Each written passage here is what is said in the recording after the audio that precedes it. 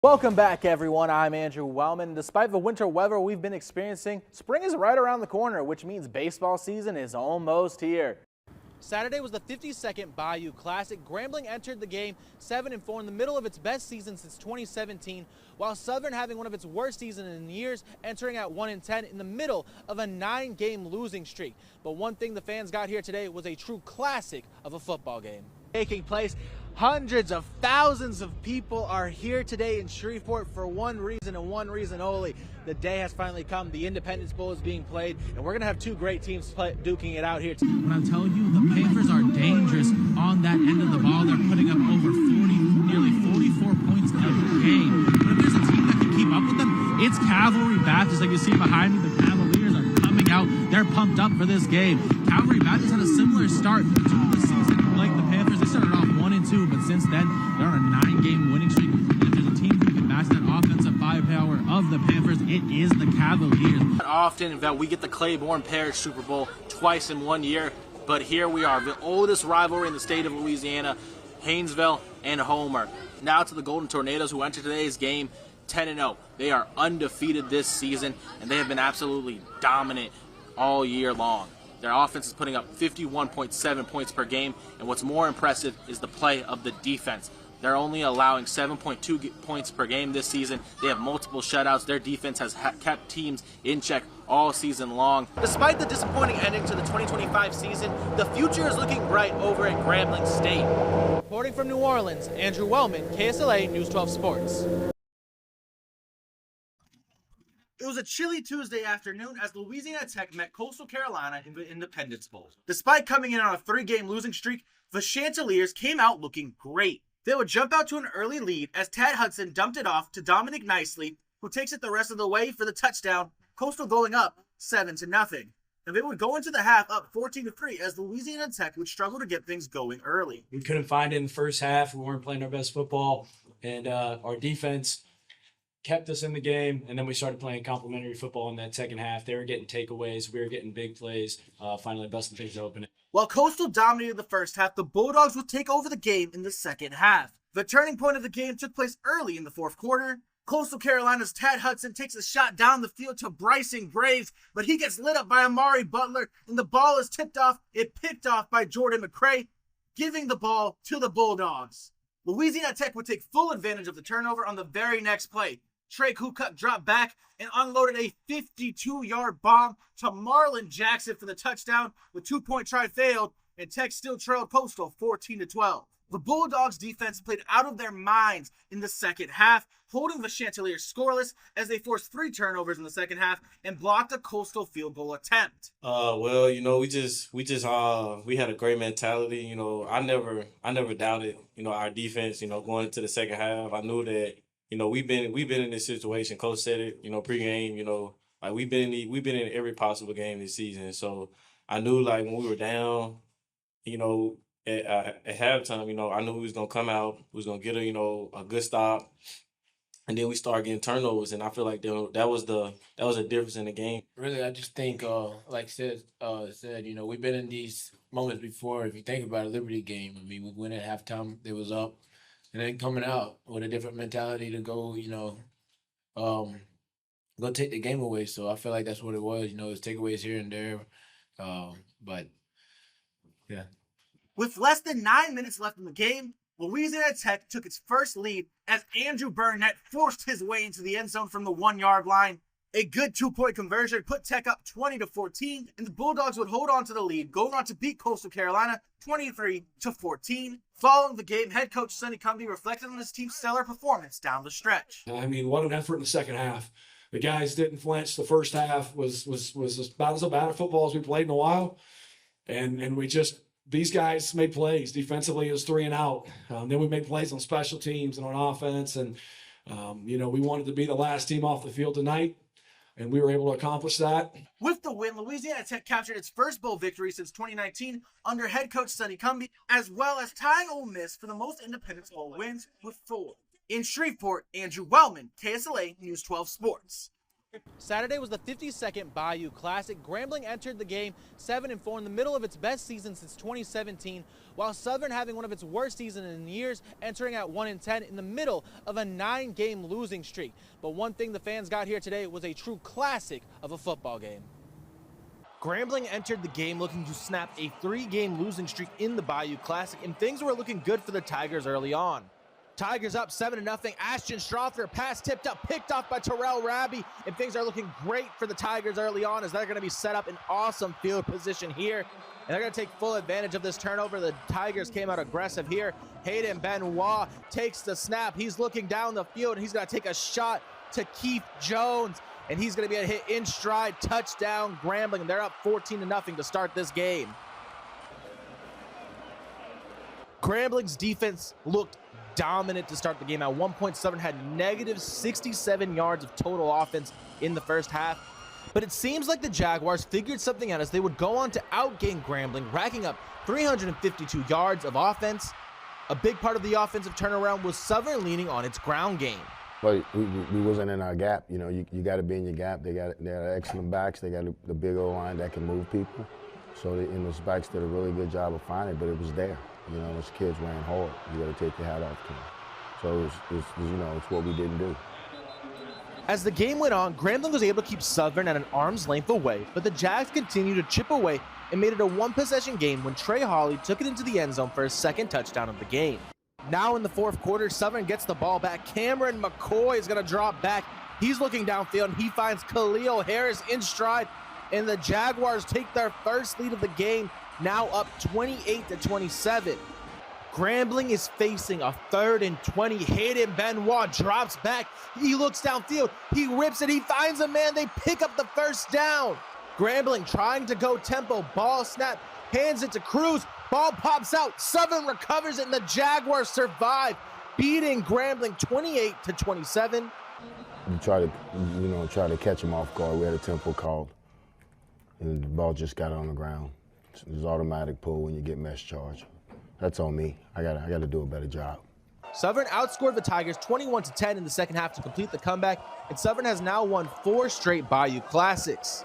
Following the game, Coach Joseph talked about how despite the team's loss in this year's Bayou Classic, he is so proud of the growth that his squad has shown, and he wants fans to know good things are coming in the future. Well, like I said, I think we turned the corner. We headed in the right direction, and we got to continue to build. Continue to build inside out. But we building it, and we building it right. And it's just taking longer than I thought it was going to take because I don't have patience, but I have to develop patience. But this team's going to be better when we show up in the spring. We'll be a better football team. Despite the disappointing ending to the 2025 season, the future is looking bright over at Grambling State. Reporting from New Orleans, Andrew Wellmann, KSLA News 12 Sports. Welcome back, everyone. I'm Andrew Wellmann. It's been an emotional week for the Grambling Tigers as the team is coming off a massive win over Jackson State, but in the win, Tigers quarterback Savion Tissett went down with a serious injury, and the team missed his presence. But despite everything, the team was able to pull off a tough win over Alabama A&M Saturday. My kids play with heavy hearts today. You know, with what happened to Zay last week. They hadn't been the same. They've been messed up this week. This whole staff has been messed up. Grambling State had a rocky start to the game as they fell behind early, trailing Alabama A&M 10-0 after the first quarter. Grambling struggled all game long to get its offense going, but Tigers finished the game with only 143 yards of offense and only 9 total first downs. A big part of Grambling's offensive struggles was the Tigers were forced to play 4th-string quarterback Hayden Benoit due to injuries. But when you're playing with your 4th guy, you don't expect the 4th guy to really get that many reps. Because we were trying to call plays today, and he goes, I don't know that play. You know, so you don't know the play. You know, and listen, we said this. Focus on winning the game. We knew if we won 2-0, 3-2. See, some people focus on how winning should look. We have to focus on just winning the game. However, the Tigers were able to get some points on the board before the half, as Josh McCormick knocked in 2 field goals to keep the Tigers within striking distance, trailing Alabama A&M 6-10 at the half. I just asked them to go out and win the football game, and I knew it was going to be ugly. I knew it was going to be ugly, and I knew it wasn't going to be pretty. The ferocious play of the Tigers defense kept Grambling in game. The defense held Alabama A&M to 170 yards of total offense. The Grambling defense kept the Bulldogs scoreless for the final 3 quarters of the game, and the defensive line dominated the trenches. The Tigers racked up 8 sacks and didn't allow Alabama A&M to convert a single third down. Both teams were scoreless through the third quarter. Midway through the fourth quarter, the Bulldogs were forced to punt it away, and junior Delario Franklin fields it, and he's off to the races. Taking it 64 yards to the house, and the Tigers take their first lead of the game, now up 13-10. And Grambling was able to hold on to the lead and pull off their 5th come-from-behind victory of the season. We just have a saying around here. We put 11 on the field and we fight like tigers. We went out there today and we played our hearts out. Grambling State now finds themselves on a 3-game winning streak, and we'll see if the Tigers can keep the win streak going next week when they host Bethune-Cookman in their final home game of the season. Welcome back, everyone. What a weekend it was in Ruston as the Bulldogs punched their ticket to a bowl game in an absolute thriller against Liberty. It's been an up and down season for Louisiana Tech, but the goal heading into Saturday's matchup with Liberty was simple. I always said keep going. We needed 6. We kept saying take 6. We needed 6 wins, and despite that losing streak, whatever, we fought hard in those games, and we just knew that we had to come this week and we had to prepare our off, and we had to play well, and we did, and I'm just proud of this team. Things did not look great for the Bulldogs for most of the game. At one point, they trailed Liberty 28-7 in the third quarter. The Bulldogs began to turn things around in the third quarter. Trey Kukuk cut the Flames' lead to 14 with a long touchdown run, and Louisiana Tech scored 21 unanswered points to force overtime. The catalyst for the offensive turnaround was actually on the defensive side of the ball. You know, the defense making plays, you know, getting stops, getting turnovers. I mean, they were balling out all second half, and J6 with that huge pick. You had 2 picks tonight, right? Yeah, so that's the catalyst. That's the catalyst right there. You know, when we get the ball in good field position and our defense is playing like that, you know, we just got to run the ball, find the end zone, and we know that they're going to get the ball right back to us. So. In overtime, Liberty received the ball first. Ethan Vasco dropped back, went for the end zone, and he was intercepted by Jakari Foster, the senior's 2nd interception of the game. The Louisiana Tech defense intercepted Vasco 4 times in the second half and overtime. We talked through it throughout the whole game, and it was just like second half, you know, understand the formations, see where the guys are, see where they, you know, coming from, you know, read your keys, just play your role, and then, you know, the ball will come to you. So. On Louisiana Tech's first play of overtime, who gets the call? Senior Andrew Barnett, who had a monster game. He takes a direct snap and went all the way to the end zone for his 3rd touchdown of the night, giving Louisiana Tech a 34-28 victory. With the win, the Bulldogs are bowl eligible for the first time since 2019. It's really sweet. I mean, it's very sweet, and you know, I think our guys and everybody collectively just weathered, you know, didn't flinch, you know, and just, I mean, that's the great thing about our team, and I think about sports is, like, you know, they valiantly strive, you know, to do things over and over and over again after some of the toughest, most wicked bounces. I think it's probably the 15th bowl that Louisiana Tech will be going to in the last 50 years. So that's a pretty good accomplishment, and our kids want to continue to play, and we were able to buy ourselves some more time together with this win.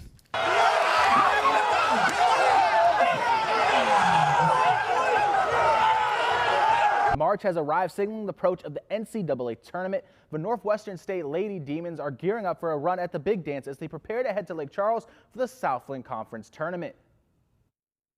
Literally, I feel like this team has that chance, that like, oh my gosh. And we talked about the other day in the locker room about just what they've been blessed with, and that never settle. Like, let's go be great. It's been an interesting season for the Northwestern State's women's basketball team. While the Demons hovered around 500 for much of this year, they gained momentum late, winning 6 of their last 7 games. A strong achievement as they head into the postseason. The Demons are looking to carry that momentum with them as they prepare for the Southland tournament. This season has definitely had its ups and downs, and we like this team, we persevere a lot. Like, we push through everything, through the losses, through the wins. We're always having each other's back, and I think that's one of the key reasons why we're even on this streak right now, and this will definitely carry into the tournament.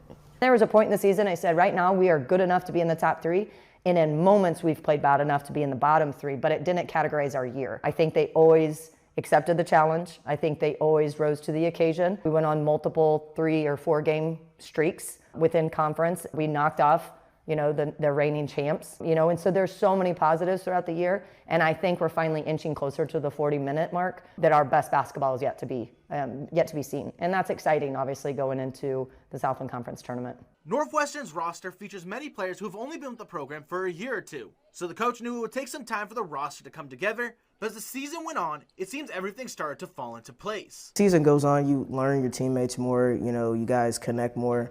And I think we've just grown together as a group and as a team. We've learned each other more, we figured each other out more, so I think we're on a good little streak right now, and I think that we're putting everything together at the right moments.